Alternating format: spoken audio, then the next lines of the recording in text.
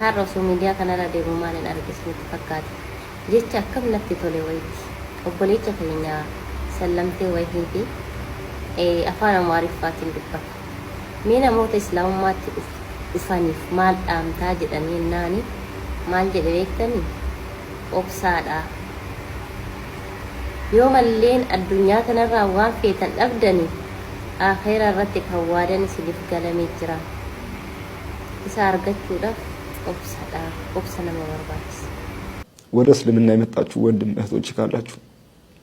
ወይ እንደኔ ወይ ከኔ በላይ ፈተና ደርሶባችሁ ሊሆን ይችላል ናም የሚደርስባችኋል ምክንያቱም አላህ ሱብሃነሁ ወተዓላ እንዲህ ይላል ወለነብሉወነኩም ቢሸይኢን ሚነል ኸውፍ ይላል ወልጁኢ ወነፍሲ አምዋል ወለአንፉሲሂም ሚነ ሰመራት ወበሽሪ ሳቢሪን الذين إذا أصابهم مصيبة قالوا إنا لله وإنا إليه راجعون ይላል በርግጥ እንፈትናችኋለን እንሞክራችኋለን ከነፍሶቻችሁ ከአእምሮቻችሁ እንፈትናችኋለን ይሄን ይላል አላህ ስለዚህ ታገሱ የአላህ እርዳታ ቅርብ ነው እኔ በጥቂቱ ነው የደረሰብኝ የነገርኳችሁ እንጂ ሰዓታት አይደለም ቀናት ይወስድብኛል ግን ባጭሩ ነው የነገርኳችሁ ስለዚህ ታገሱ ኢነማ ሊስሪ ይስራ በርግጥም ከችግርም በኋላ ምቾት አለ ግን ታገሱ አላህ ቁርአን ላይ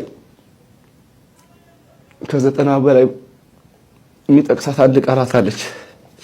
ሶብር የምትለውን ቃል ከ90 በላይ ይጠቅሳታል እንደ ሶብር ቁርአን ውስጥ የተጠቀሰ ቃል የለም ምክንያቱም ሶብር በእስላም ውስጥ ትልቅ ቦታ ስላለው ምክንያቱም ሶብር የዱንያና የአኺራ ውጤታማነት በሶብር ውስጥ ነው ያለው ስለዚህ ታገሱ ነው የምለው ሁሉም ያልፋል ምክንያቱም